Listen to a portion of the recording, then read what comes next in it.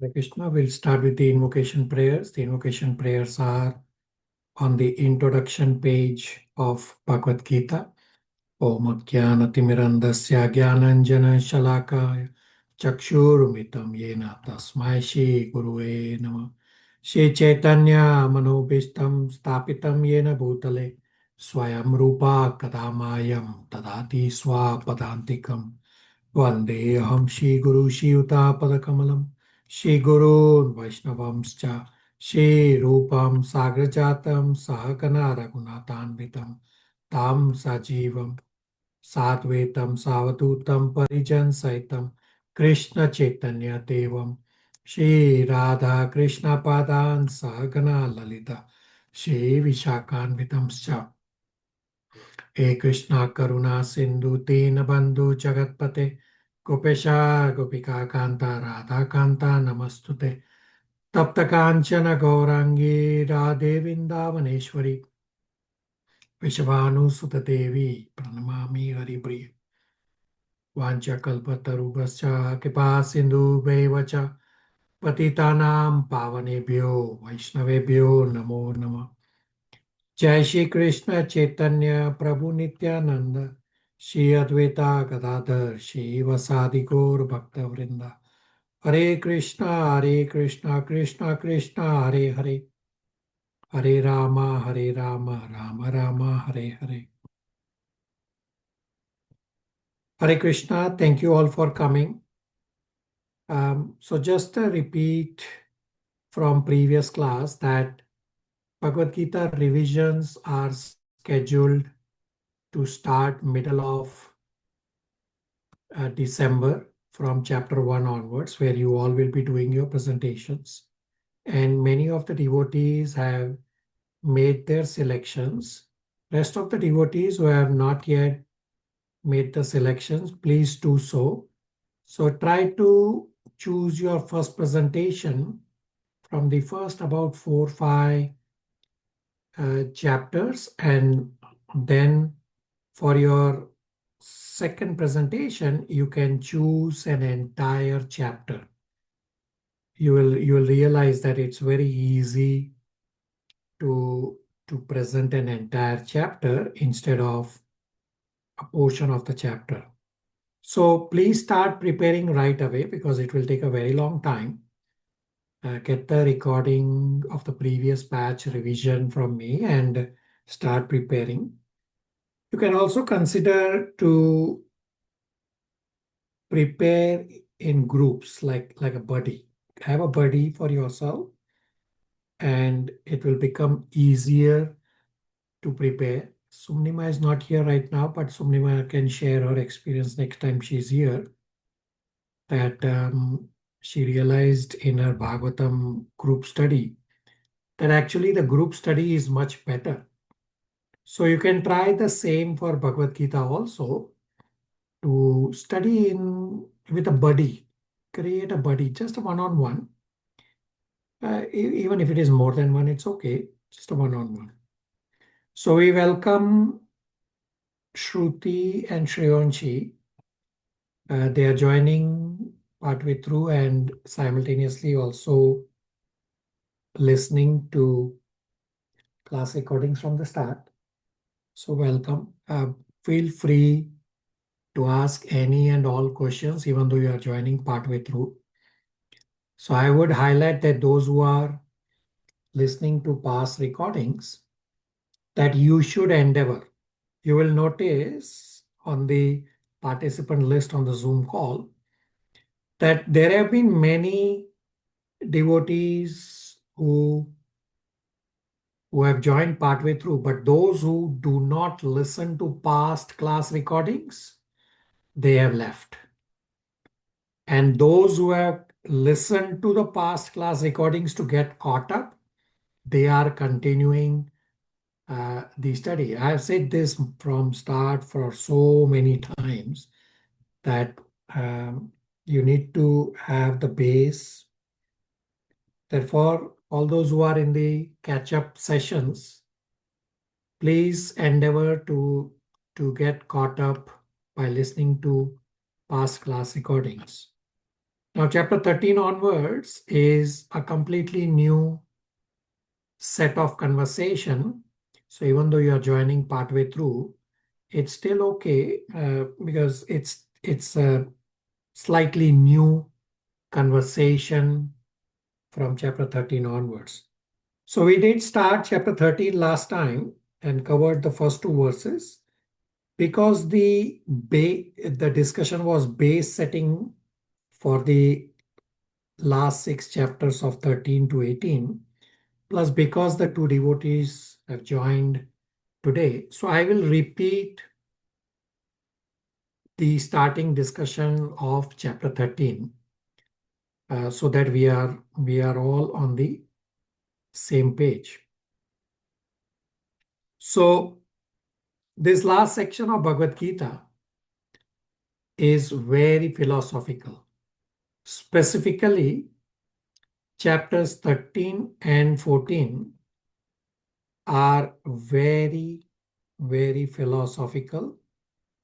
And the discussion points in this chapter 13-14 are not available in any other religious books, although they are very, very important. So chapters 1 to 6 are about how karma leads to bhakti. The middle six chapters of 7 to 12 directly focus on bhakti. And chapters 13 to 18 are about how jnana leads to bhakti. As I said, this chapter 13 is philosophically most complex chapter. And this chapter 13 contains some verses that are very difficult to comprehend. So His Grace Chaitanya Chandas's lecture has detailed discussion on those philosophical points, but we will touch base only few of those points, and that too in brief. The movie theater example will come up again and again in this chapter 13, and many devotees from the past batches, could not stop laughing at their own self as to what they are doing in the material world. Let's see if that happens to you all also. So chapter 13 is titled Nature, Enjoyer, and Consciousness. In Sanskrit is Prakriti Purush Vivek Yoga. Chapter 13 is divided into 6 sections. Section 1 is verse 1 only. Title is Arjuna's 6 questions. Section 2 is verses 2 to 7. Title is Kshetra and Kshetragya. So this is answer to Arjuna's question number 3 and 4. So going back to verse number 1, Arjuna asked 6 questions. What is Prakriti? What is Purush? What is Kshetra? What is Kshetragyan? What is Jnana? And what is Geyam? Prakriti, Purusham, Kshetra, Kshetragya, Jnanam, Geyam. So section 2, verses 2 to 7 is titled Kshetra and Kshetragya. Answers Arjuna's question number 3 and 4. Section 3 is verses 8 to 12. Title is Jnana, the process of knowledge. And this is answer to Arjuna's 5th question. Section 4 is verses 13 to 19. Geyam, the object of knowledge. And this is answer to Arjuna's 6th question. Section 5 is verses 20 to 26. Prakriti and Purush, that how do they interact? This is answer to Arjuna's question number 1 and 2. And section 6 is verses 27 to 35. Title is Jnana Chakshu. That how do all the above sections come together, meaning to see with philosophical vision instead of just material vision. This last section 6 verses 27 to 35 is a bonus section where Krishna offers Jnana Chakshu, means the eyes of knowledge, by which one can see reality beyond how it appears at the material level. Everybody with me so far?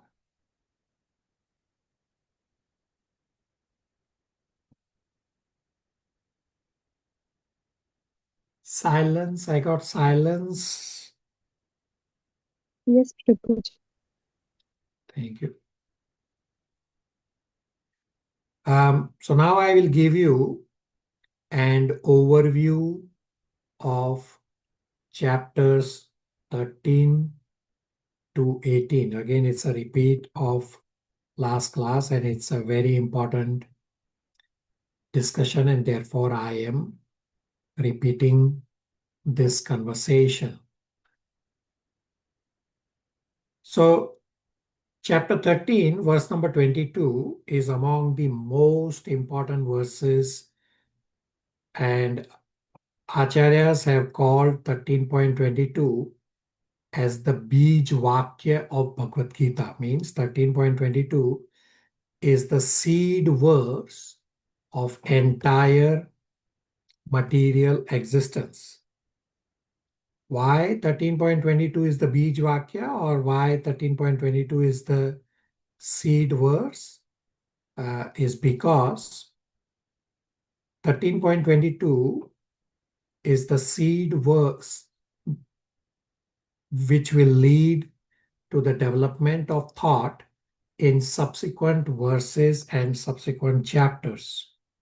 So 13.22 has the seed. The word bhungte is the seed. Bhungte means enjoying mentality of the all individual soul. Chapter 15, Krishna will give the metaphor of the upside down banyan tree to describe the material existence. The point of upside down banyan tree is that every tree has a seed from which it grows. That seed is introduced in the verse 13.22, that the whole material existence is grown on the enjoying mentality of the soul, the bhumte, which is the seed of material existence. The tree of material existence, as well as the seed, both needs water for nourishment. That water is the three modes of material nature. So the seed is introduced in 13.22. The water that nourishes the tree as well as the seed is explained in chapter 14 as the modes of material nature.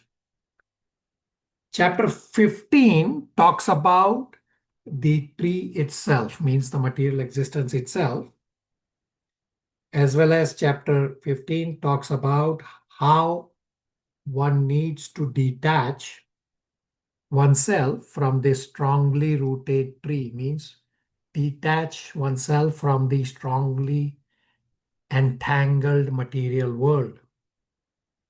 So 13.22, I will recite. It's not a key memorization verse, but definitely a very, very important verse. So 13.22 is Purusha Prakati Stohi Bhumte Pakati Jan Gunan Karanam Guna Sango Asya Sad Asad Yoni Janmashu. So 13.22 has the word Sangha, means association and attachment, which leads to birth in various species.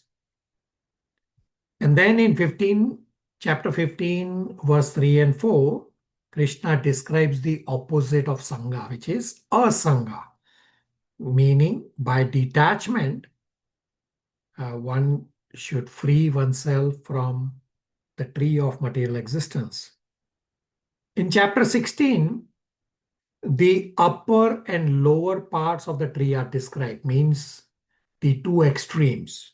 So chapter 16 is titled The Divine and Demoniac Nature. So these are the two extremes of material existence, or two extremes of a tree, that somebody is either divine or the other side is somebody is demoniac. Chapter 17 describes the intermediate parts, that the people who are not explicitly devoted to God according to scripture, nor are they brazenly defiant of God. So what happens to them, or the details about them, is described in chapter 17. Chapter 18 has a summary of everything. The chapter 18 has a lot of sections on karma yoga and bhakti yoga, and about 4 or 5 verses for the leftover discussion on Gyan Yoga. Everybody with me? Questions, comments, realizations?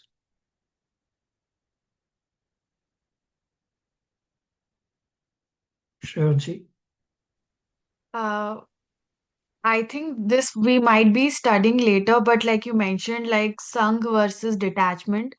So I was just wondering, like they say, right? Like, detachment is like a gift. Like, when you start detaching, then only you like start understanding everything. But when you start implementing this, the real question is till what point? Because whoever who is not a sage, who hasn't like been is not going 100% being a monk, detachment is a difficult practice if it's practiced long term. So, very good inquiry and a very practical inquiry. So, the process is, don't worry about detachment. Simply worry about getting attached to Krishna and Krishna's service. And the byproduct will be detachment from material world. So Bhagavad Gita and Srimad Bhagavatam have detailed explanation about detachment. So at the start, what Shreyanshi is asking, that detachment seems very difficult. And the other question she has is also very important. Seems like those who are brahmachari or those who are sannyasi, those who are monk, for them, detachment could be very easy. So that's not correct. Actually, grahastha ashram, Bhagavatam describes this very well, that we all are grahasthas. Actually, grahastha ashram is the most safest and the easiest ashram to get detached from material world. Yes, I understand, may seem difficult at the start because our attachment is very, very strong to this material body. Therefore, Krishna has given his first instruction in 2.13 that you are not this body, you are a soul. So, Shreyanshi, as you read through and listen through the recordings from the start, there is detailed discussion about how do we detach, how do we come at the level of soul in a practical way on a day-to-day basis. So as you go along, you will get a lot of answers. Of course, this discussion is continuing throughout Bhagavad Gita as well as in subsequent scriptures that we'll cover after Bhagavad Gita as well. And it's a work in progress. I wouldn't say just because I am saying about attachment and detachment that I am detached from material world. No, I'm not. It's a work in progress for me as well. But we have to endeavor. Shreyanshi? Okay, great. But I mean, I will definitely take some time. Like But I really feel like, even though, sorry to like make it long, last question is that, for example, like, you let go all the karmic relations, and it's like starting from a clean slate. But in the end, the problem that we all are facing is that, even though you are increasing the Krishna bhakti and you're trying to do as much as possible, but we all are humans, right? We want the presence in some human form. So that's the thing. Like, there are moments when you're thinking, like, how do you, like, Yeah. So nowhere in scripture it says to give up your family members. It doesn't say at all. Rather, it says, it's described in Srimad Bhagavatam, Canto 7, Chapter 14, is titled Ideal Family Life. So Srila Narad Muni speaking, Canto 7, Chapter 14 to Yudhishthir Maharaj. So nowhere in scriptures it says to give up your family relationship.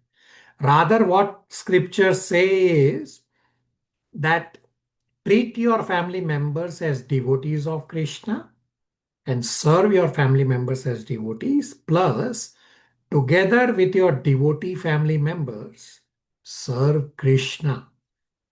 And that way it will become very, very easy to detach. Now, you may also have a question that, well, what if my family is not Krishna conscious? So there's a discussion in the previous recordings where you will hear that don't worry about that part.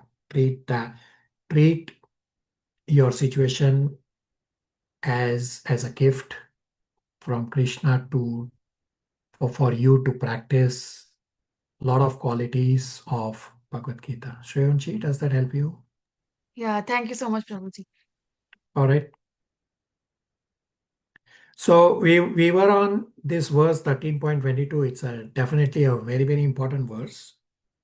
So I already recited, and let's read the translation for 13.22.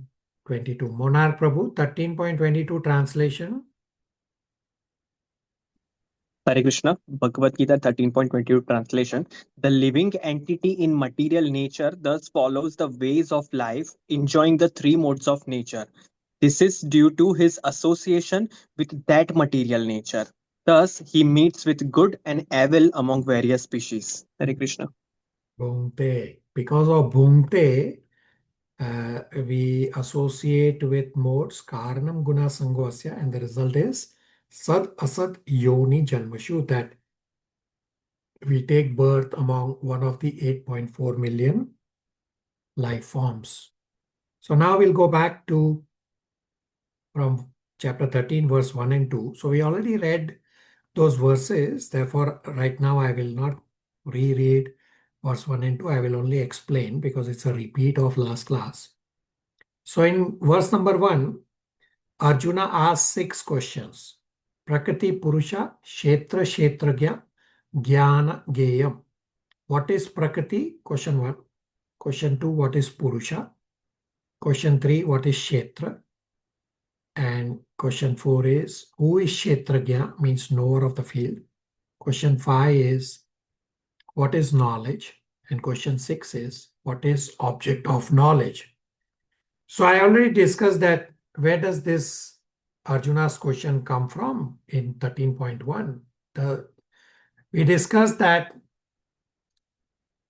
13.1 onwards is a standalone conversation, and Arjuna's question in 13.1 has nothing to do with what has spoken in the previous 12 chapters. So these terms that Arjuna is inquiring are familiar terms in Vedic context, but what do they exactly mean? And therefore Arjuna is asking these questions. And based on those questions of Arjuna is exactly what chapter 13 is titled, the nature, enjoyer, and consciousness, Prakriti, Purush, Vivek, Yoga. So when we meet a learned teacher in the material world or at the spiritual level, The learned teacher may speak on a particular subject matter, and after the class is over, we may not restrict ourselves to asking questions related to only to the class that the learned speaker has given. Rather, we take the opportunity uh, to inquire about other philosophical doubts that we may have. Similarly, Arjuna is asking these questions in 13.1, which are not related to previous 12 chapter discussions, but he wants to know that he has heard these terms. What exactly do they mean? So Arjuna is living in a Vedic culture. He has heard these terms, but he does not really understand fully. Of course, Arjuna is asking on our behalf. And in verse number 2, Krishna starts responding as well, starting with Kshetra and Kshetragya. So this body means Arjuna's body, my body, your body is known as Kshetra. Kshetra means the field of activity. And one who knows this body is known as Kshetragya. So these Sanskrit terms are directly there in 13.1 verse. Now, what exactly is the meaning of Kshetra? So Kshetra or body is part of Prakriti, material nature. So all around me, all around you, where we live is material nature. But we cannot control all of material nature. We can only control some parts of material nature, meaning I can move my own hand, but I cannot move your hand, meaning I cannot control material nature beyond my jurisdiction of influence.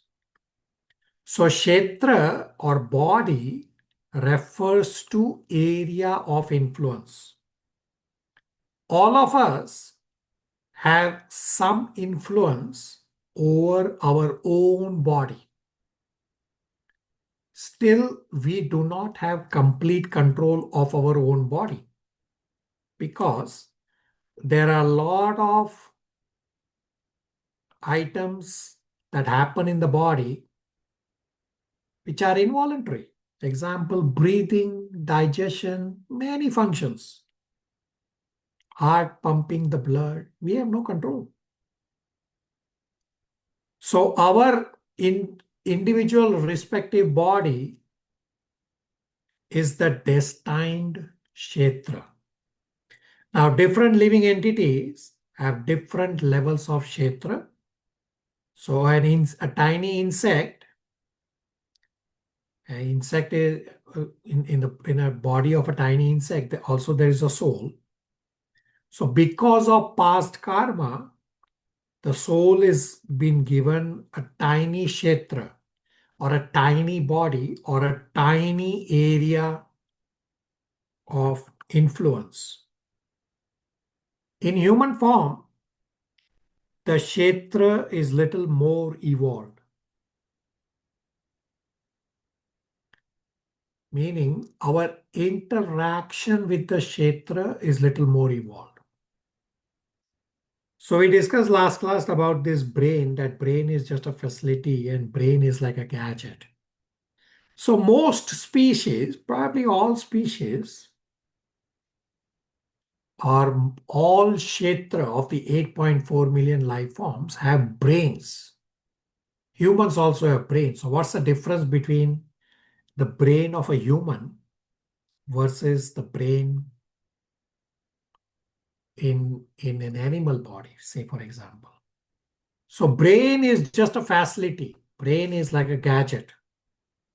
An example to understand this is, say a small child, he presses the start, stop button to play with a preliminary technology toy. Now, if a child is given a sophisticated laptop with all kinds of applications, the child will not be able to do much because the child's intelligence is limited. Hence, the child will not be able to do much with the sophisticated laptop. So the point is that not that just the technological gadgets that are important. Rather, along with the technological gadgets, there has to be an evolved intelligence also, which can use those gadgets. So animals may not be able to do philosophical thinking because animal's brain or animal's gadget is not that developed. But still, brain is just a facility. Brain is just like a gadget. Beyond the gadget, the conscious soul is using the facility for more deep thinking. The soul is the source of consciousness, and the soul has to use the brain. Human brain has much more capacity, but the human brain is still just a tool, just a gadget. Human brain tool is more sophisticated than the brain gadget in the animal body. But no matter how sophisticated a tool may be, the person using the tool also has to have the capacity, that skill to use the sophisticated tool. Just as I described the example of the child is able to use the preliminary toy with the start and stop button, the child will not be able to use the sophisticated laptop.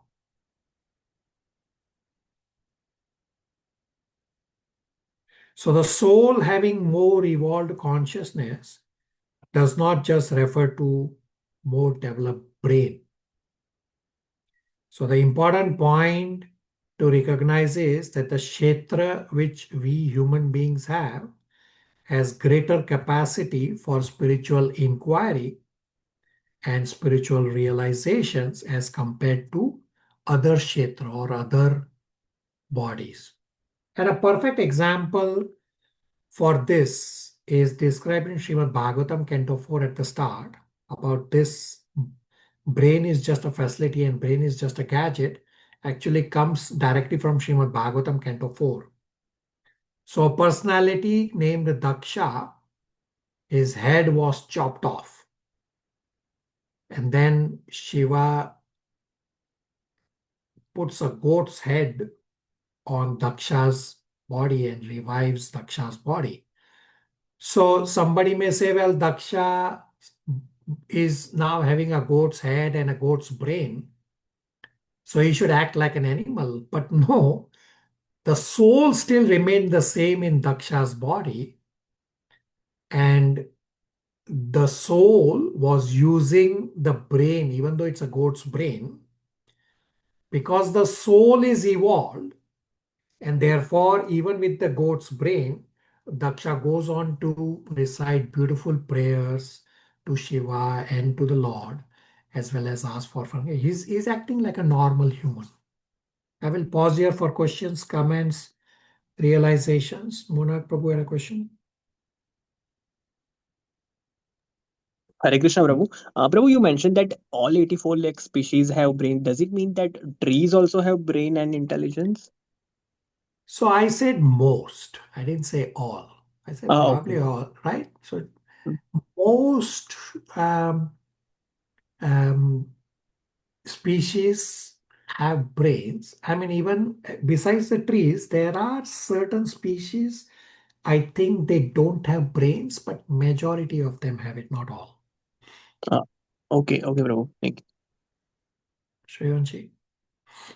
Just want to add on to what you said, like when um like even though like the goat's brain was there, but the soul was so evolved that he could like recite all the praise and everything. I think that justifies why a lot of people have, such evolved consciousness. Like, there are a lot of people who are in human form, but because some people are pretty slow, some people are not able to cope up. Yeah, you are correct. Even within humans, the evolvement will vary. Evolvement of the consciousness will vary because of the covering on the soul. So the more thicker the covering on the soul, so we have discussed this in earlier chapters that there are 3 degrees of covering described. More thicker the covering, the more the person would be in the mode of ignorance, and the more thin the cover, like smoke and fire. So you can just blow away the smoke and the fire will be there. So you'll be having more evolved consciousness. Very good. Yeah, thank you. Abhishek Prabhu, verse number 3 translation.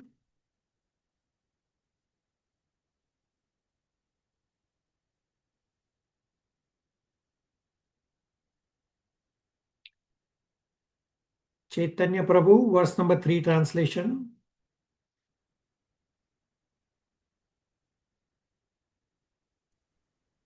Hare Krishna. Am I Yeah, Abhishek Prabhu, audible? we can, yeah, go ahead, we can hear you. Yes. 13.3.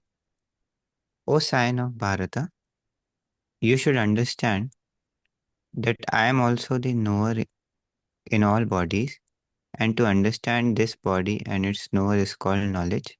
That is my opinion. All right. So I know my body. Example, if I have a pain in my body, I will know that I have pain in my body. Still, I don't know everything about my own body. Krishna, on the other hand, who is present as super soul in all living species, Krishna knows all bodies in 100%. So there are two Kshetrajna in the body. One is the individual soul, we all individual souls, as well as there is a super soul. So individual soul knows only his own body, that too partially, while the super soul knows all bodies, and that too in 100%. So knowledge means knowledge of matter, soul, and super soul. This knowledge of three is complete knowledge. Now it is true and logical also that we are not Kshetrajna of other bodies. You can take any of your family members. Unless the family member tells you that they have so and so pain, you cannot know that pain unless they show symptoms. So we are Kshetrajna of our own body, and that too partially. In the purport, Srila Prabhupada quotes that body means senses, and Supreme Personality of Godhead is known as Rishikesh, means the master of senses. We have some control on our senses, but Krishna is the ultimate controller of all senses. Krishna is the knower of all senses. Therefore, Krishna is known as Rishikesh. Questions, comments, realizations?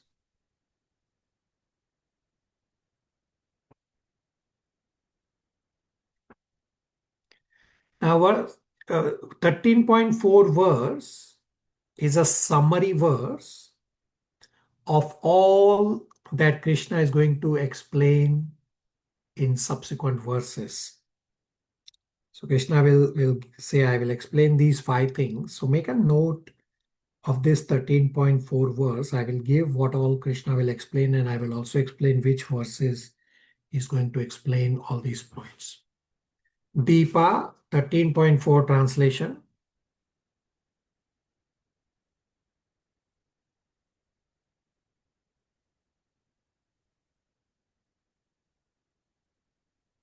Hare Krishna, Prabhuji. Now, please hear my brief description of this field of activity and how it is constituted, what its changes are, whence it is produced, who that knower of the field of activities is, and what his influences are. All right. So Krishna is saying 5 different things that he is going to explain in subsequent verses. First, he says how body is constituted. Answer is in 13.6. Second, what changes the body undergoes? Answered in 13.7 and 13.20. Third, how, where, and when the body is produced.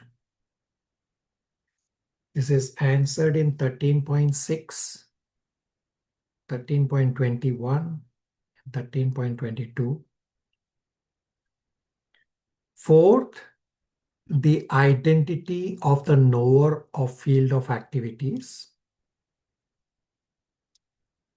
This is answered in chapter 13, verses 14 to 18, as well as 13.23.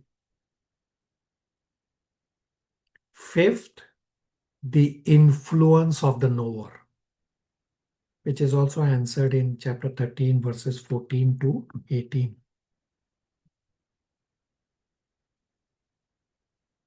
Diksha, 13.5 translation. Hare Krishna. 13.5 That knowledge of the field of activities and of the knower of the activities is described by various sages in various Vedic writings. It is specially presented in Vedanta Sutra with all reasoning as to cause and effect. So the sages have described in many ways, specifically in Vedanta Sutra. Vedanta Sutra refers to Vedas, and then there is a summary of Vedas, which is known as Vedanta Sutra. And another name for Vedanta Sutra is also Brahma Sutra. And all this Vedanta Sutra is the conclusion of all Upanishads.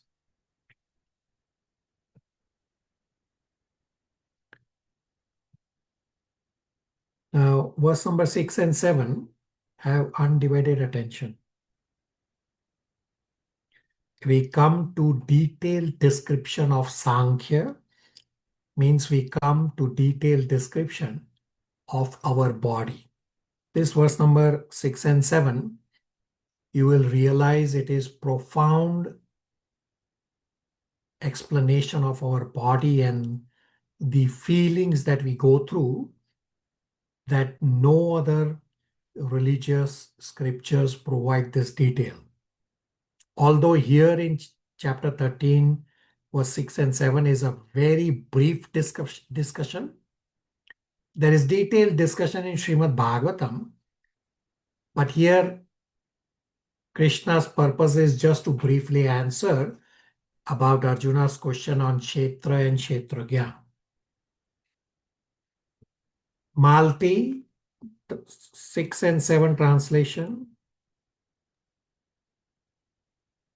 Hare Krishna. Text 6 and 7. The 5 great elements, false ego, intelligence, the unmanifested, the 10 senses, and the mind, the 5 senses objects, desire, hatred, happiness, distress, the aggregate the life symptoms and the convictions. All these are considered in summary to be the field of activities and its interactions. Hare Krishna. So Krishna is explaining Kshetra and Kshetragya. So first Krishna earlier described Kshetragya, that there are two Kshetragyas, the individual soul and the super soul. And now Krishna is describing where this Kshetra comes from, means where our body comes from, means where these 8.4 million life forms come from. So Kshetra is material nature constituted of these 24 elements. So write down these 24 elements. All 8.4 million life forms are made up of these 24 elements. So 24 elements of body is Sankhya or analysis, which is described in chapter 13, verse number 6. So the 24 elements, first is 5 Mahabhutani, means 5 great elements, which is earth, water, fire, air, and ether. These are considered the 5 gigantic elements. Sixth is Ahankar or ego. Seventh is Buddhi or intelligence. Eighth item is Avyakta or the unmanifested, also known as Pradhan. I will explain. First make a note. Then 5 karma indriyas or 5 working senses, which is voice, legs, hands, anus, and genitals. Then 5 jnana indriyas, meaning 5 knowledge senses, which is eyes, ears, nose, skin, and tongue. Then 1 mind, and then 5 sense objects, which are smell, taste, color, touch, and sound. If you add the count of these individual elements, it adds up to 24 elements. I will explain about this Pradhan. And in Srimad Bhagavatam, there is detailed explanation about how each of these individual components get manifested one after the other. You will soon come to that discussion. Some of you are in the Bhagavatam course where you will hear this very, very soon. So Pradhan and the material nature, understand with an example. Say a child wants to play with a clay brick. So the parent gets from a store a clay brick. And the child will broke a corner of the brick and he will try to make some form, whatever he is playing with. So the brick is the pradhan, means the unmanifested material nature. And the corner that the child is breaking off to play with, that is manifested material nature where we are living in. So all this step-by-step process of how from the pradhan this manifested material world happened and how all these 24 elements happened, how they were manifested in a step-by-step process is described in Srimad Bhagavatam at great length. I'm only briefly describing, as well as Krishna is only briefly describing, just to answer Arjuna's question about Kshetra and Kshetragya. I will pause here for questions, comments, realizations. Prabhuji, can you explain Pradhan once again? Yeah. So a child wants to play with the clay, and the parent gets a brick clay, a whole brick. It's kind of a rectangle brick, generally square or rectangle. And the child will break a corner of that clay brick and make some form out of it to play with it, a doll or a ball or whatever.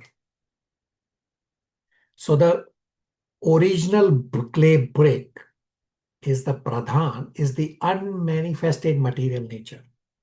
It exists eternally. It is energy. It is unmanifested.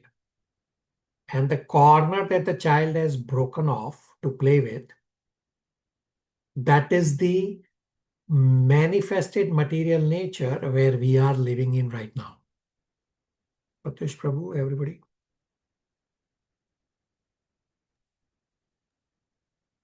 Very sorry to interrupt, Prabhuji. Could you give another easy example, like, I mean, something that we can relate, like, That's the only mm, example I have.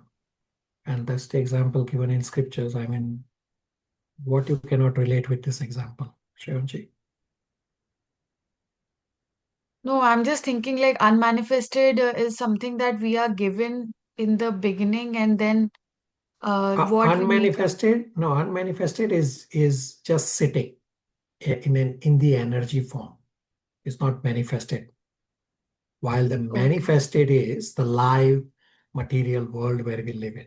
Material nature is not live, but the manifested material nature where we live in. Okay, okay. Okay, thank you, Prabhuji. Pratyush Prabhu. Yes, Prabhuji, understood. Thank you. Onak Prabhu.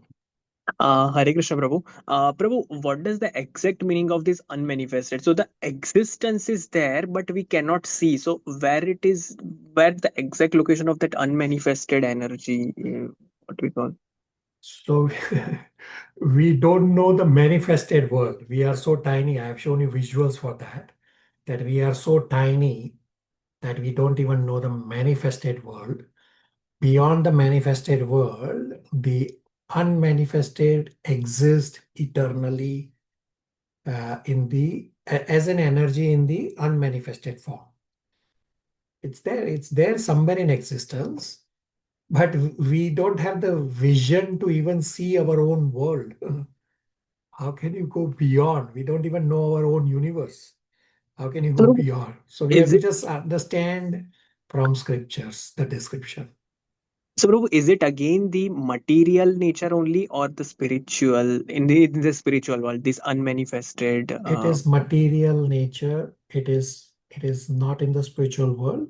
It is part of the material creation. okay, okay, Prabhu. Thank you. Shreyanshi? Okay, I have two things, two theories. So first is like, if for example I had to build a house today, I just have the bricks, and what I'm imagining it to be could be like, can I use this example, like the unmanifested versus the manifested, like what? Yeah, so what is manifested and unmanifested in your example? Unmanifested is basically what I'm trying to build out of what I'm given. Yeah, so unmanifested is what is given to you. Say the bricks and the cement in the raw form, that is unmanifested. And the manifested is when the house is constructed, that's the manifested. Okay, great. And another thing is like there is a theory of parallel realities. Like lot of times, like we I mean, I hear a lot of times I actually see that, things could have been different if I would have chosen a different path. So is that also applicable in this context? When you say different path as in, Like you made a choice, but had it not been this choice and some other choice, then the reality would have looked different. so you don't have a choice. We read in 13.22, the seed verse, which says, Purusha Prakriti Stohi, that the individual soul is caught by material nature, individual soul has no choice. In terms of parallel realities, there are infinite universes. I've shown visuals. You will see the visuals in the recordings that you are about to listen, that there are infinite universes emanating from the pores of Mahavishnu. And based on a lot of factors, the soul takes birth in a particular universe, in a particular country, in a particular family. There are many factors that determine those points, but you don't have control. The individual soul does not have control, is based on the karma and lot many other dimensions, which we don't even know all the dimensions. We only know few dimensions. So on the screen, you have one universe. So if I zoom in,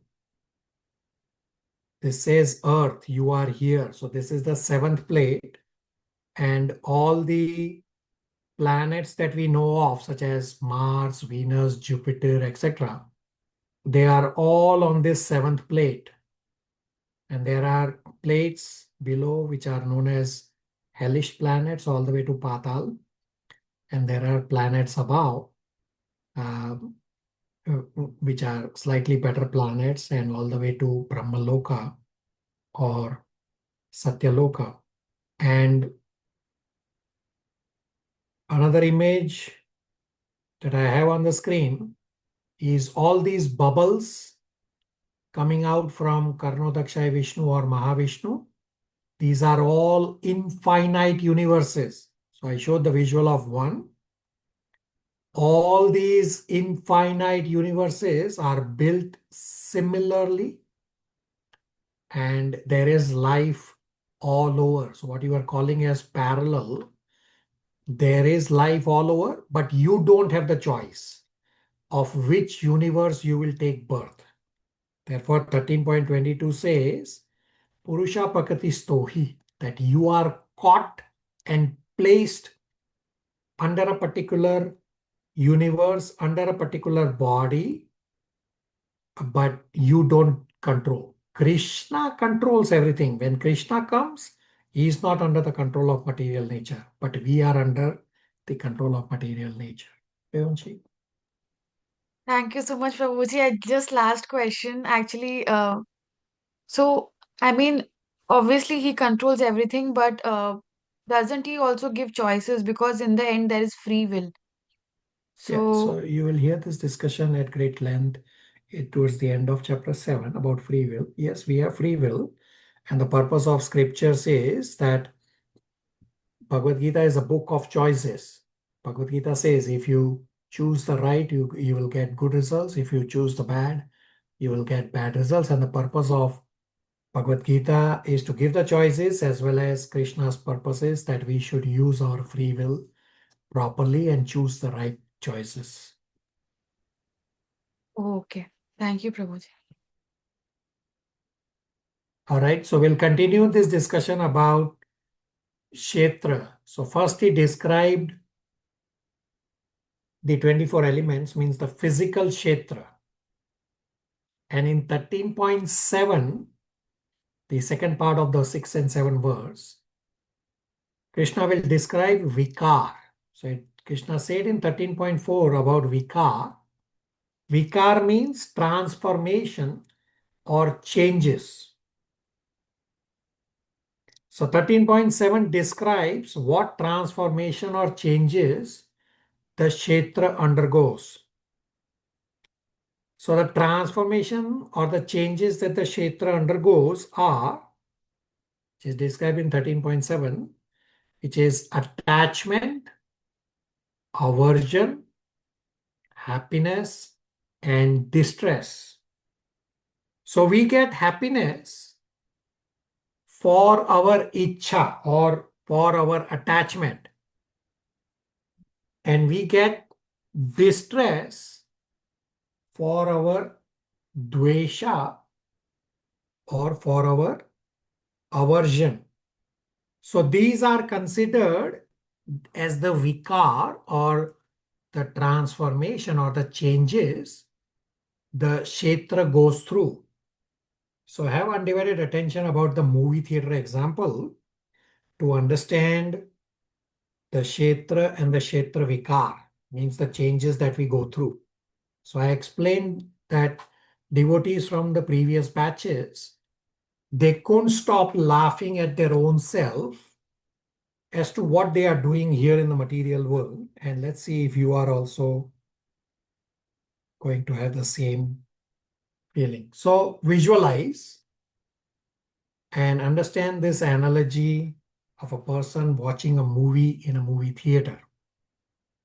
And this analogy will come up again in chapter 13. So the person watching the movie in a movie theater is like the kshetragya, meaning the soul in the body is the kshetragya, and the movie screen on which the movie is being played is like the kshetra, meaning our body. So kshetra or the movie theater or the movies where the movie is being played is made up of, say, the projector, the movie screen, the sound arrangement, the lighting arrangement, etc. So the movie screen is the kshetra, is the area where the audio video experience of the movie is being created so that it can be experienced by others, meaning it can be experienced by the person watching the movie, meaning the soul in our body is experiencing what all is happening in the body, just as the person who has gone to watch the movie in a movie theater, he is experiencing what all he is seeing on a movie theater screen. So within the movie, there is kshetra vikar, means changes, meaning changes happening on the movie screen. Example, hero and heroine are embracing, which leads to ichha and in turn leads to sukha or happiness. And if the hero is beaten up by the villain, then there is dvesha and in turn there is distress. So this is the kshetra vikar or the changes that are happening within the illusory kshetra of the movie screen, but they have an effect on the kshetragya, meaning the person watching the movie. Therefore, you will see that people in the movie, they are either laughing or they are crying, even though it's illusion. So the changes are happening on the illusory kshetra of the movie screen, which has the effect on the person watching the movie.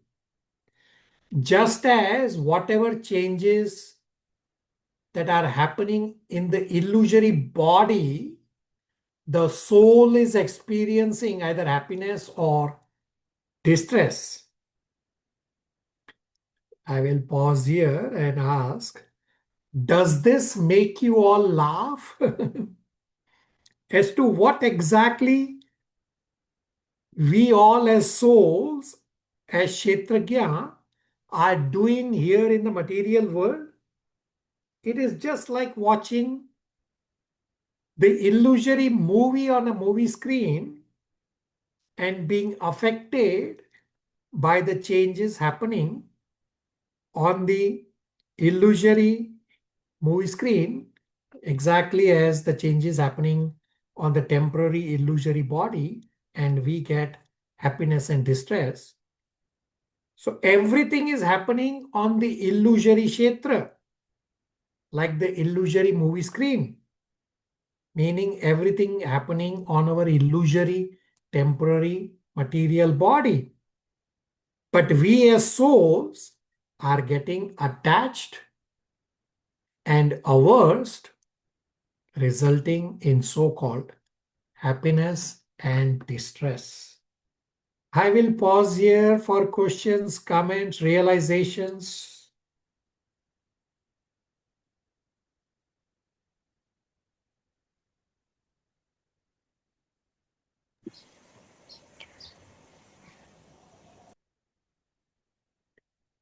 I got silence. Do I need to play my critter sound?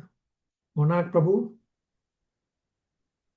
Hare Krishna, Prabhu. Prabhu, in this example, I couldn't understand one point, that happiness and de-stress we have after watching the scenes and everything. But when we have a pain in material world, it's real, right? It's not an illusion. So how can I understand that concept? So the point of the movie theater example is to understand not to get attached and not to get averse.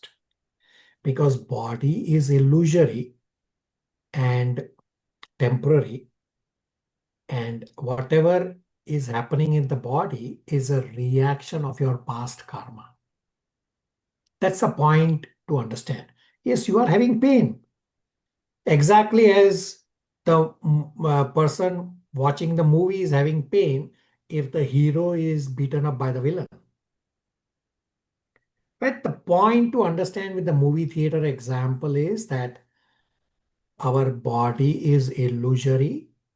Whatever is happening at the body is based on past karmic reactions. We do not need to get attached to it. Monarch Prabhu? Got it, Prabhu. Thank you. Diksha? Hare Krishna, Prabhuji. Prabhuji, when we say we are feeling happiness or distress, is it the soul feeling it or the body feeling it? Body is nothing but a shell. Body is not alive. Body cannot do anything on itself. It's the soul that experiences. Diksha? Yes, Prabhuji. Shreyanshi? First of all, had I known this thing a year ago, it would have like made huge changes. But I did come to know about this in a very gradual process.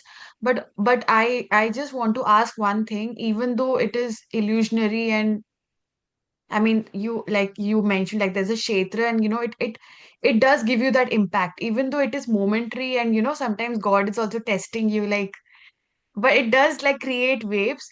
But one thing I want to like ask, like, sometimes the intensity is so a lot when there are like a lot of people involved, Yeah. right? So you have to make a choice or whatever, like, Yeah. even like, So, how should I this say? discussion about this strong waves is coming up in chapter 14. Okay. So, what you do before and after determines your level of bhakti. An example will come up in chapter 14 that, say, a person is in a boat and he's caught in a snowstorm, means the waves are so strong that the person, no matter how much he steers, the boat is just being thrown up and down, side and side by the waves because the waves are so strong. Similarly, based on our karmic reactions, sometimes it will feel that the pressure or the waves of the material nature are so strong that we just cannot do anything. So you have to learn to tolerate, and when that wave subsides, what you do determines whether you were on the path of bhakti or not to begin with. Just as when the boatman, after the storm subsides and he is thrown off track, he does not continue to ride the boat off track. No, he tries to come back on track. Similarly, during times when the waves are very strong, we have very little control. And we'll discuss this at great length in the next chapter 14 as to how to push back on those strong waves. It's a coming up discussion. So park your question till chapter 14, but I'm hoping it helped you for the time being. Just another follow-up question. So the thing is, sometimes the scene keeps repeating. Yeah, After, it's just your karmic reaction. okay. Deepa? I feel that I have read about this, that about the illusionary part. I feel that it's very difficult to practice, because even though we might have read, we might know that it is illusion. Whatever is happening in the life, only if you are attached, then you are going to experience all that distress and anger and agitation and whatnot all. So being detached is the key. I feel that it's very over and over again. You have to try and remember when we go through things in life, and it is it comes to realization only in the moment when something bad has happened to you. It doesn't realize when something good has happened to you.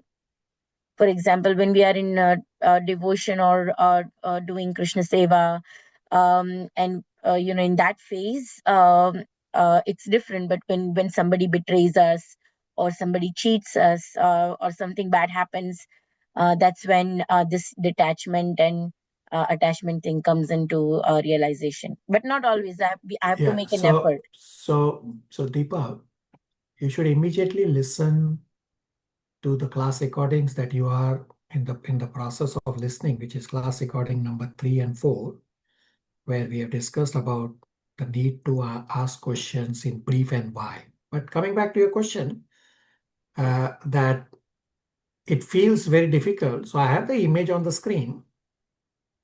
Who is holding the tree?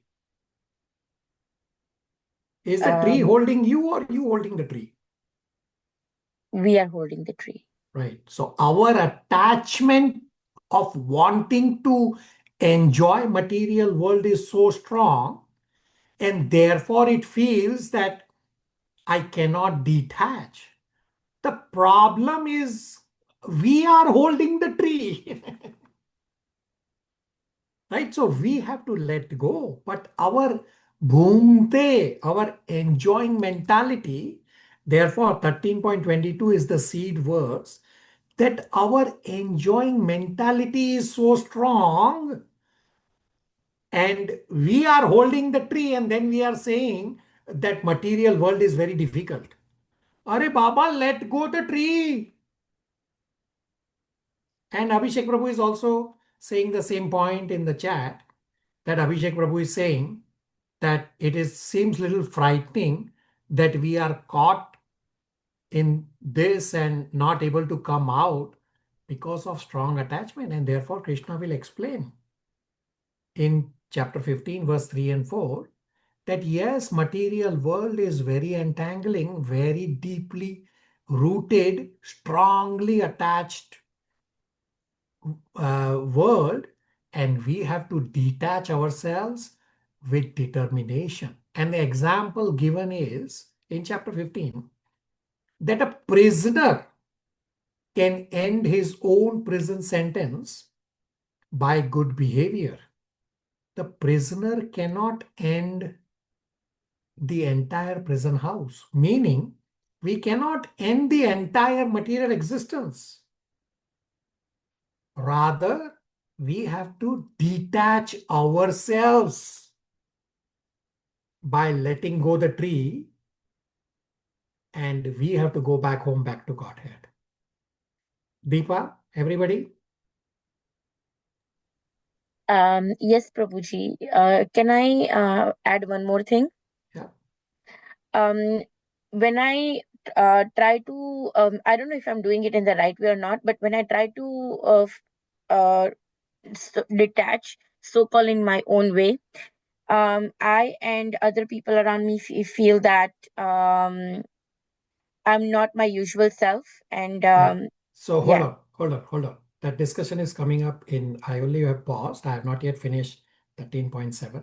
So as soon as I finish the discussion, if your question about family member doesn't get answered, you can bring up the discussion again, Deepa. Okay. Okay, Pratush? Prabhuji, I don't have a question. I just have a realization.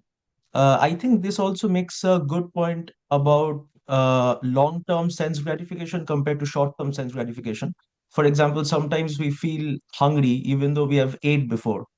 So food is of course a necessity, but sometimes we feel that we need to eat to gratify our immediate hunger, for example. I think then it's important to note this point that we are not our hunger. Our body might be experiencing this hunger. Correct. But if we don't indulge right now and just leave it for the future, we can still survive. Yeah, you are absolutely correct. Very good. Shreyanshi, last question.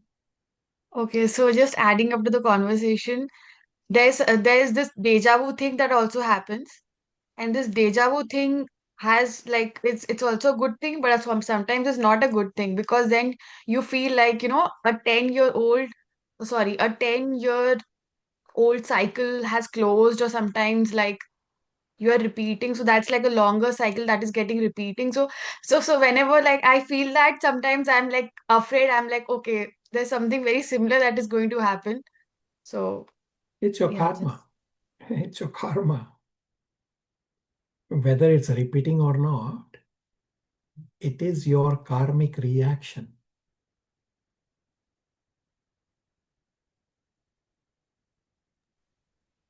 okay, thank you, Prabhuji. So I'll continue this discussion about this Kshetra and Kshetragya and the movie theater example and the body and the soul. So the movie screen is the Kshetra. The person watching is the Kshetragya. And now you translate that our body is the Kshetra, is like the illusory movie screen. And the soul is the Kshetragya, is like the person watching the movie. If you want to end the happiness and distress changes affecting you, then stop going to the movie. Means stop taking birth in the material world. An example to understand this is that two friends decide to go to the movie, but only one friend goes to the movie and the other friend decides not to go to the movie. So the one friend that goes to the movie, he gets impacted by the changes that are happening on the movie screen. The second friend did not go to the movie, hence he is not impacted. So whether or not the second friend goes to the movie will continue to play. Meaning it is our choice, our free will, that we have chosen to go to watch the movie. Meaning we have used our free will incorrectly and we have chosen to come to the material world and get this body, which is described in 13.22 as the bhongte. And because of our incorrect use of the free will is why we are experiencing happiness and distress. Then don't go to the movie, means don't take birth. Purify yourself and go back home, back to Godhead. Therefore, Krishna says, don't desire to come to material world. Rather, desire to go back home to Godhead. Then there will be no misery. Meaning we have to end our cycle of birth and death. Material nature will continue to exist.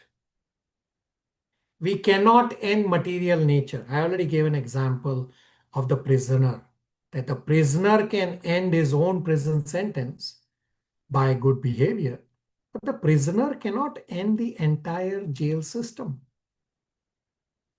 Now, the practical point about all of this that couple of you asked, and some of you already may have in your head, but not asked about family members.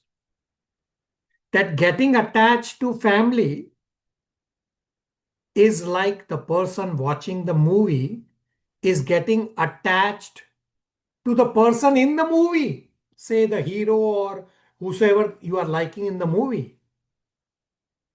So instead of getting attached to the family at bodily level, relate with your family at the level of soul. And our entire Bhagavad Gita discussion has been that first you come to the level of soul, then you will be able to see others at the level of soul. But first you have to come at the level of soul. You cannot just say, well, my attachment is too strong, I cannot come out. No, but Are Baba, practice to come to the level of soul. So Srila Prabhupada has said that there is no department of soul in the entire material world education system, although the soul is the most important part in the body. So we discussed the 24 elements of the body. Well, but the soul and the super soul are not there in the 24 elements. The 25th and the 26th element, which is the soul and the super soul, are described further down in chapter 13. It should be in verse number 25. So yes, you have emotions with family, but the emotions are illusory at bodily level. Therefore, Srila Prabhupada has said in many lectures that when somebody leaves the body, means somebody dies, Srila Prabhupada says, why are you crying? The one to whom you were attached to is the body and is lying right in front of you. Meaning you are attached to the body and the body is still sitting right in front of you, say before the funeral. What has left the body is the soul. And you anyway did not know the soul. So the point about this is connect with your family members at the soul level. And that way you will not feel the distress.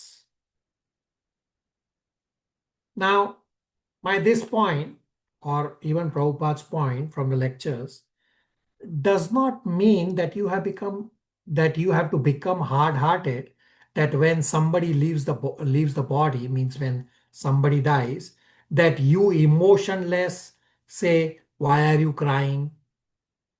No, you don't have to say that. You have a relationship with the person while the soul and the person is in the body.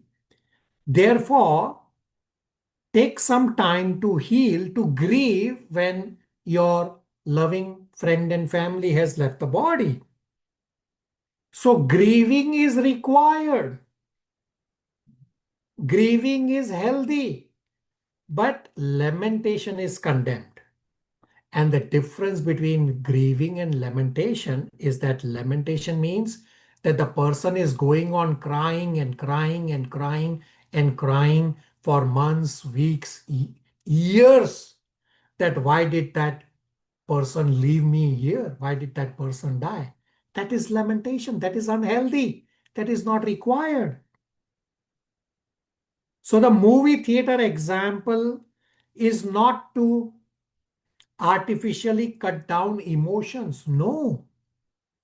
As long as we are in this body, as long as we are in this material world, we will have emotions. We discussed in 30.7 about the Kshetra Vikar.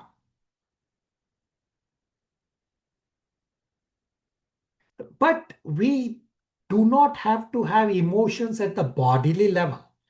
Plus, we have to transfer the emotions to Krishna. Krishna is looking for our emotions. So nowhere in Bhagavad Gita, in no scriptures it says to cut down emotions. No, it doesn't say. Rather, in 9.26, Krishna says in the Patram Pushpam Phalam Toyam verse, he says, Bhaktya twice, that with love and devotion, offer to me with love and devotion. So Krishna says, one who offers simple things with love and devotion, I will accept. So the movie theater example is explaining, don't get attached to the illusory movie screen. Don't get attached to the illusory body. Rather, attach to the soul and attach to Krishna. Because Krishna is the connecting link for all souls, just as the thread in a necklace. Here's a test for all of you. What's the pearl verse or what's the necklace verse in Bhagavad Gita?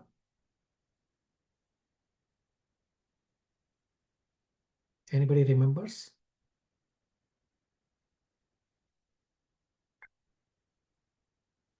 I've also taught you how to use Bhagavad Gita to look up from your index. 7.7. Very good, Madan Prabhu, thank you. Yeah, 7.7 is the pearl verse or the necklace verse. Thank you. I still have a little more talking to do about 13.7 and then I'll come to Shreyan Shivan for our question. So then it talks about conviction, that we have certain convictions. Example, this is good, this is bad. All such convictions are produced by Kshetra Vikar. All are at illusory bodily level. Now, all this that I described, although it is little more than what is described in Bhagavad Gita, all this is a condensed description of Sankhya. Sankhya means analysis of material nature. And here in Bhagavad Gita, in chapter 13, verse 6 and 7, only a summary is given. Krishna's purpose is not to analyze Sankhya in detail. Srimad Bhagavatam, Krishna has described Sankhya in significant detail with a step-by-step process of how all these ingredients, how the entire material world got created in a step-by-step process is all there. So here Krishna's purpose of explaining this briefly is that for Arjuna to understand that Arjuna should do on the battlefield is to fight the war and not get attached at the bodily level. Krishna's purpose to briefly state about Sankhya is that Sankhya leads to the point that Bhagwan is the highest sadhya. Sadhya means goal, and bhakti is the highest sadhana. Sadhana means the process or the practice. If you try to understand detailed Sankhya, is there in Jnani scriptures. You try to understand in detail, then you will end up becoming a Jnani. So we are not trying to become a Jnani. Rather, we are trying to become a Bhakta. Therefore, understand this summary knowledge, and this is enough for our understanding. Basically, we don't have to be attached at the bodily level because this is illusory.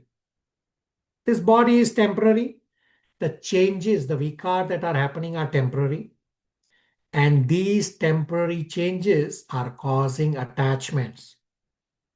As long as I am not attached with the temporary body, then I will not be attached to temporary material world and I will not be attached to family members at the bodily level.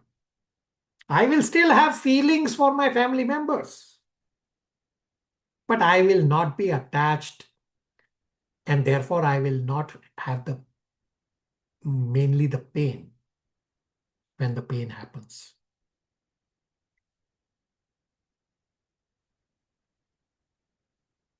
And then I will be able to move towards spirituality. So the bottom line goal of Sankhya, the analytical study, is that God is the highest sadhya, the highest goal. And Bhakti Yoga is the highest sadhana, is the highest process, easier process as compared to others. So Arjuna started with 6 questions in chapter 13. And the third and the fourth question about Kshetra and Kshetrajna are answered in verses 2 to 7. So Krishna has answered that Kshetra is the body, the illusory body, just as the illusory movie screen. And Krishna has described Sankhya analysis of the Kshetra, the 24 elements, plus the changes the Kshetra goes through. And Krishna has described Kshetrajna as two Kshetrajna, meaning the individual soul is Kshetrajna only of his own individual body, and that too not in 100%. While the second Kshetrajna is the Paramatma, the super soul, who is the Kshetrajna in all bodies and in 100%. I will pause here. Deepa, does that answer your earlier question? Yes, Prabhuji, even though, as you mentioned, I wasn't clear in my question, but you exactly said what I needed to hear, that being detached doesn't mean I have to be emotionless. Yeah. Deepa, you should seriously endeavor to get caught up on past recordings. There is significant volume of information in the past recordings. Base setting, very important. Okay, Yes, Pratyush Prabhuji. Prabhu's question, how to effectively attach with our parents at spiritual level. So understand that at the spiritual level, you will not distinguish between parents and other souls, right? When you come at the spiritual level, means when you realize your soul, you will see the soul in everyone else also, right? You will not distinguish that this soul is my parent and this soul is some other insect or whatever that soul is in the body. So this is the very first point to understand. Yeah, you will still have feelings for your parents as long as you are in the body, but understand that coming to the spiritual level means you will not distinguish at the bodily level. So I have the visual on the screen. This is the Samadarshina verse 5.18. That a humble sage, he sees the soul and the Paramatma, no matter what the form is, either he is a Brahmana, a cow, an elephant, a dog, or a dog eater, or a Chandala, a Shudra, he does not see the difference. He is equal. Pratyush Prabhu? So, Prabhuji, you're saying like we should have like equal vision to see every like living being. You are So, correct. is there any special preference towards parents or no? Just like see everyone equally. Everyone equally. Samadarshina Okay. is you see everyone equally. Okay. Thank you. Right? So you cannot say, and Prabhupada has given the example that what is the purpose of humanitarian help? That on one hand, you are trying to help a soul, and on the other hand, you are running slaughterhouses. Well, if you are Samadarshina, then whether the soul is in an animal body or whether the soul is in a human body or in a bird body does not matter. You are Samadarshina. Pratish Prabhu? Yes, Prabhuji. Thank you. Yeah, so say you become Samadarshina and while you are still in this body, you will have feelings for everyone that I want to help my parents, my family, as well as I want to help every single soul in the material world to go back home, back to Godhead. Pratish Prabhu, everybody on the same page? Yes, Prabhuji. Shreyanshi, you had multiple questions from before also. Yeah, I totally agree. Like how you showed the visual right now, like, you see God everywhere in every soul. And in the end, like, I totally agree there. Like, you start seeing not people just as people, but you actually start seeing them as souls. That's great. Coming back to the movie theater reference, so what I need to clarify is that, like, even though to own that theater, like, when you want to own that scene, like when you want to get out of that illusion, first you have to be the main character inside the illusion. Like, That's not correct. That's not correct. okay. Why do you have to be the character in the illusion? You just Uh, have to purify to not go to the movie theater itself. So we discussed the example that if you are trying to be in the movie and then come out, well, you will have the effect. The two friends example, that one friend who did not go, he does not have the effect of Ichcha and Dvesha. He does not have happiness and distress. He's just purifying himself and not taking birth in the material world at all. Shreyashi? yes, I totally agree for that. Like that is like I feel like, even like, how should I say, like, lot of times you have to take situation in your hand and first, like, act as if what your highest version should be doing. And when you realize, like, okay, you did your thing, now you want to get out of this because, like, you have seen it all, and then, like, you want to exit because you no longer want to, like, come again. Yeah. So, So better option is don't experience it at all. but if we won't experience it, how will we rectify? Like, So because scriptures, right? So scriptures tell us material world is a place of misery, period. Shreyanshi, read Bhagavad Gita 8.16. okay, okay.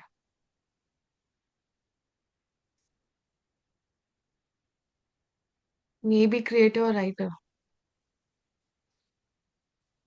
Read 8.16 translation, Shreyanshi. Okay, Prabhuji. Okay, I will do that. Right now, read for everybody. Oh, 8.60. Just a moment.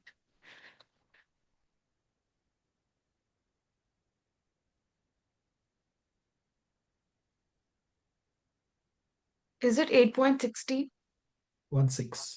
8, chapter 8, verse number 1.6.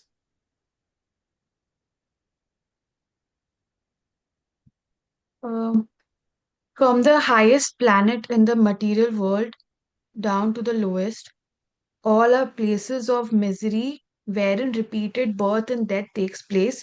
But one who attains to my abode, O son of Kunti, never takes birth again. Right? So all places in the material world are places of misery. Period. You don't need to experience it. You just accept Krishna's words and you don't need to experience. We are already here in the material world. We already have experience. You don't need to experience anymore. Krishna says, one who attains my abode, he does not suffer. So don't we have to, like, make things right? Like, It's not possible to make things right. okay. Right? So this discussion is there in chapter 8. It's not possible to make things right. Material world is a place of misery. And the upside down banyan tree example illustrates that things are in the wrong way than what they are in the spiritual world.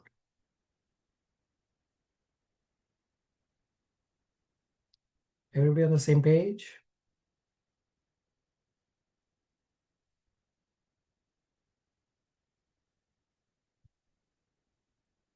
Deepa has a question. What is the role of super soul in the movie metaphor?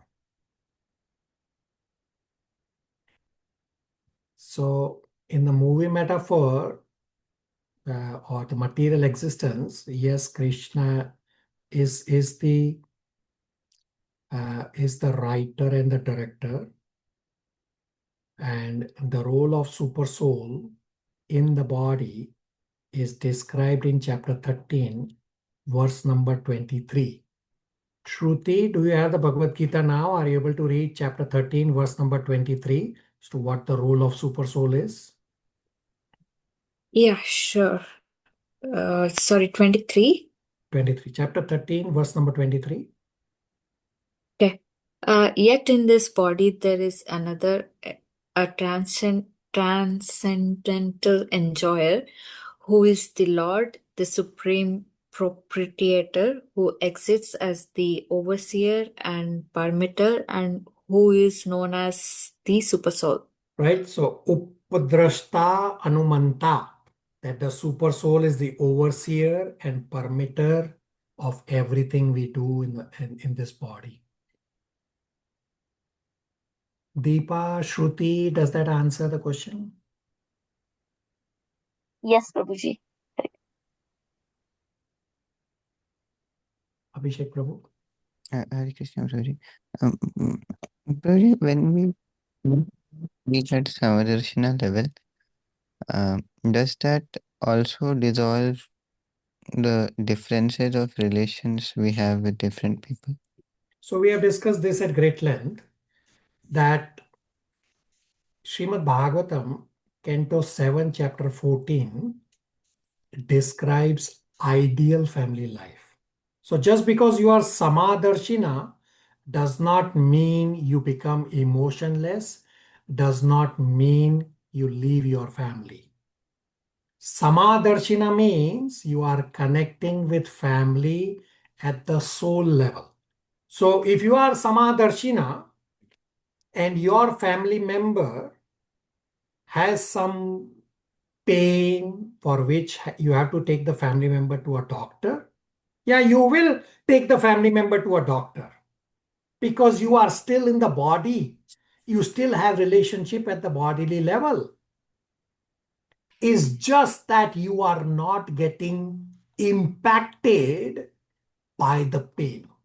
If you look in the material world, what Deepa was most perfectly describing, although I stopped her from describing, what Deepa was saying is that because of the attachment, I am feeling the pain. When you become Samadarshina, you will not feel that pain. Means because you are not getting attached at the bodily level, you are not looking at your family members at bodily level. Rather, you are looking at as a soul, that you are trying to help a soul get relief from the misery, so that the soul and you together with your family member soul both can serve Krishna. Abhishek Prabhu, everybody?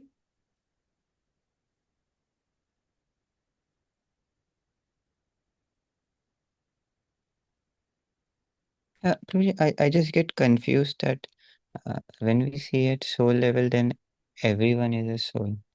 So Not then correct. there is no distinction that this is my family and this is not my family. So everybody is a soul and you are going to help everyone.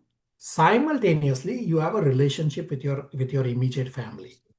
That Krishna has chosen so and so soul in so and so body to be my so and so relative. Now, do understand that relationship exists in the spiritual world also.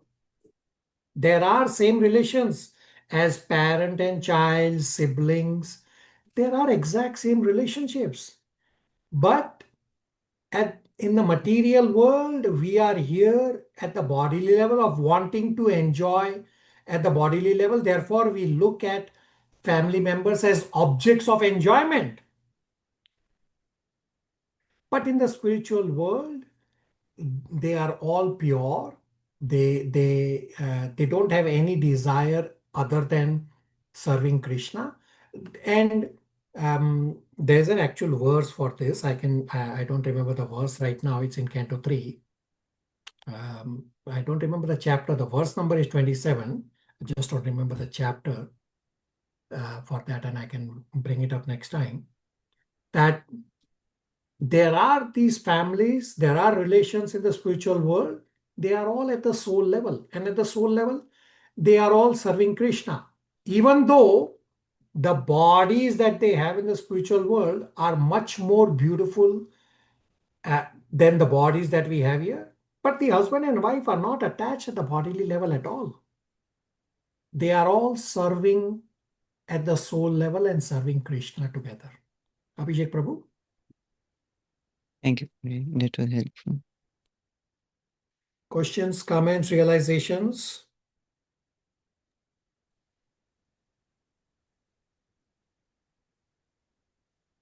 Pratush Prabhu? Prabhuji, just to add on to Abhishek Prabhu's point a bit for my own clarification as well. If we take an example where there's been an accident and a family member has been involved in a car accident, so he's injured, and also simultaneously a street dog has also been hit by the car and he's also injured. We should, of course, feel bad for both of them, but in our hierarchy of preferences, we'll first call the doctor about our own family member, or is that wrong? So you will call the doctor saying both are injured if you are Samadarshina.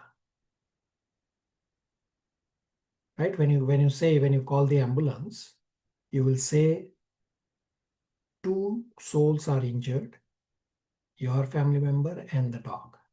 You will not say just about the family member, because Samadarshina means you are equal. Okay, Prabhuji. Questions, comments, realizations? Was this practical, heavy, or how was the discussion?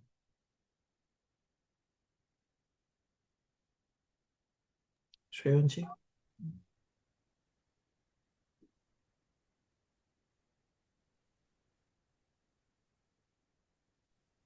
Just want to add on that fact that even though we feel pain, like, whenever it happens with our immediate family member, friends, whoever we know, the thing is, like, when you become detached eventually, you don't show emotions. Like, even though you show, it might not be as emotional, like, as people want you to be, or like people perceive somebody to be. And sometimes it is difficult because you're above that state. Like, you feel the pain, you do show the So, pain, but you cannot show it yes. every day. Yeah, so when you become Samadarshina, does not mean you become an emotionless robot. No, you will still have emotions. The difference is you will not be impacted by Kshetra Vikar. Nowhere in scriptures it says that you should not have emotions for family. No, it doesn't say that. Even after you become Samadarshina, you have to have emotions. It is part of your body. You just don't have to be impacted by the Kshetra Vikar. That's what will not happen. Means when you become Samadarshina, you will not be impacted by the Kshetra Vikar, because you will not see your family member as bodies. You will see them as souls. Shreyanshi and everybody. Yes, but people expect you to react and to, like, have that You said conversation. people. No, you said people. You didn't say soul, Okay, so right? You said mm, people. People are at bodily level, right? So you have to decide, are you interacting at bodily level or at the soul level? Shruti? Yes, Prabhuji. No, I don't have anything to add.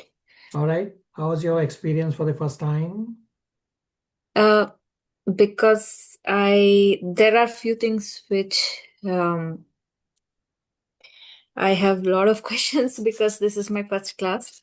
Yeah. And also I did start the recording which you gave me. I Yeah. have completed like 70%. Very good. Um, Yeah, yeah, connect but with me. Connect with yes, me offline for your questions. I'll be available. yep. Okay, very good. Very good progress. Raksha?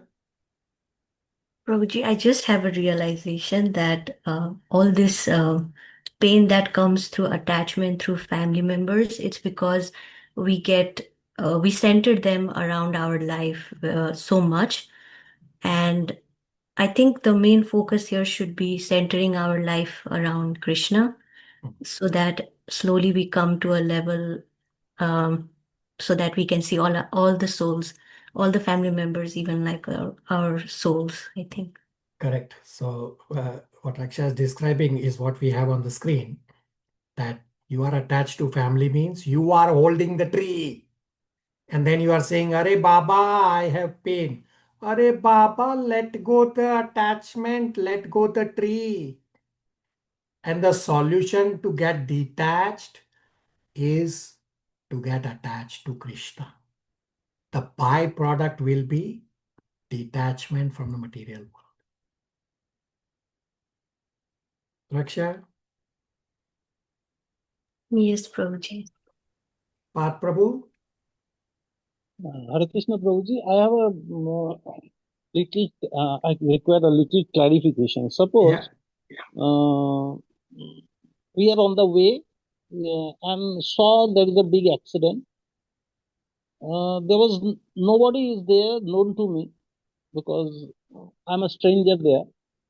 Then what will be our duty? So depends on your ability. If you have the ability to help that soul to what you can, then help. Say if you are a doctor, then you will try to heal based on whatever is your ability. If you are not a doctor, then you can give the soul, say, little water. You can carry water, you may have some food till some help arrives. And the highest help that you can give to any soul, say you see that there is a soul and you see that he is about to die or leave the body, well, then just chant Hare Krishna Mahamantra to him and just explain without any philosophical conversation. Just chant Hare Krishna and tell him, just you also chant Hare Krishna or listen Hare Krishna. And we have discussed this in Bhagavad Gita 8.5, that whether a devotee or a materialistic person, if he hears Hare Krishna Mahamantra and he remembers, remembrance is important, Smaran is important. Smaran Mukto Kalivaram 8.5 says that if he remembers Krishna at the time of death, then his cycle of birth and death will end and he will go back home, back to Godhead. So Path Prabhu's question is, he does not know the person at all. Well, you try to practice coming to the soul by you sharing Krishna consciousness to the others. So you try to practice Samadarshina. That if I am Samadarshina, all souls are equal. I am not a doctor. There is no other help available. He is about to die. Let me chant Hare Krishna Mahamantra to him. So that potentially there is a possibility that he may remember Krishna. And if that one soul goes back home, back to Godhead because of you, Srila Prabhupada and Krishna will be pleased that you help Srila Prabhupada and Krishna in their mission to get a soul back home, back to Godhead. Path Prabhu? Hare Krishna Prabhuji. All right. Rest of you, questions, comments, realizations?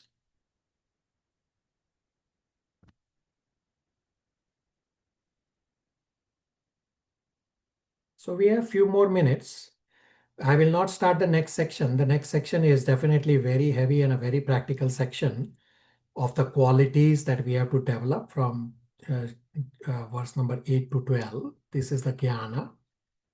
Now, standard homework. So Shruti and Shrevanshi are here for the first time. So standard homework after each class, without me saying, is to read all the purports that we have covered in class and listen to Prabhupada lecture that I post in the WhatsApp group.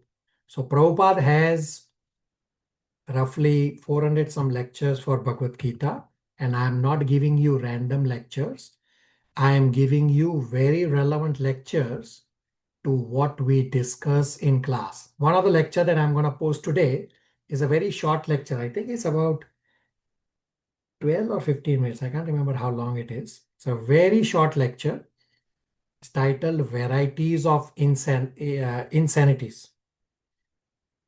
You listen to that lecture and tell me your reactions to that really short lecture, and bang to the point that Prabhupada is making about the insanity that goes on here in the material world. So it's a very short lecture.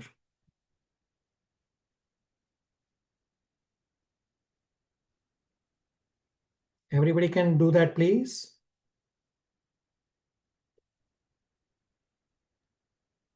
Yes, Prabhuji. Yes, Prabhuji. So take the last few minutes to do a reality check. So I last time asked everybody to do a reality check, whether you are on the right track. So I asked everybody to join 5 to 8 minutes before the class start time. Still not everybody is doing it. So it is for you to practice. It is for you to recognize that if you have to come to the level of soul, is not something that you will just as in the material world, you plug an electronics device into a electronic plug. That's not how you will come to the soul, that you will plug into something and you will become a soul, that you will get some current or something. No, that's not what soul is. To come to the level of soul, you have to practice acting like a soul.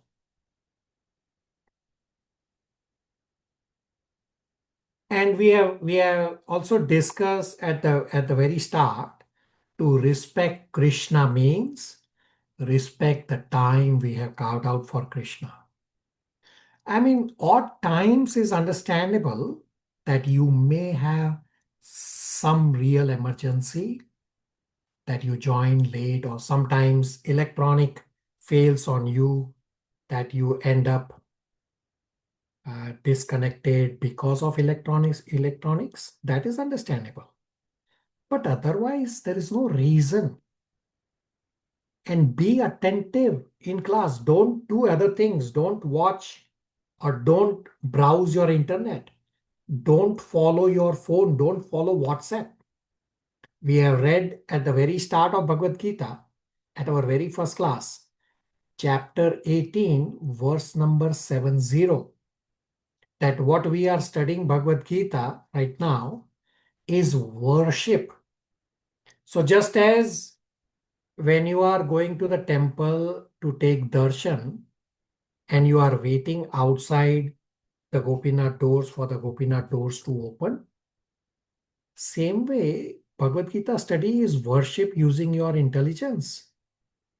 So why do you want to make Krishna wait? I have explained that join ahead of time, listen to Kirtan, and prepare your consciousness to receive Bhagavad Gita knowledge. Follow me. If you want to read chapter 18, verse number 70, that's the last thing we'll do today. Yes, Prabhuji. Hare Krishna. Chapter 18, verse. I'll just open that one. Prabhuji, verse 70. 70. Okay. Prabhuji, prescribed duties. No, 18.70. It says, and I declare that he who studies.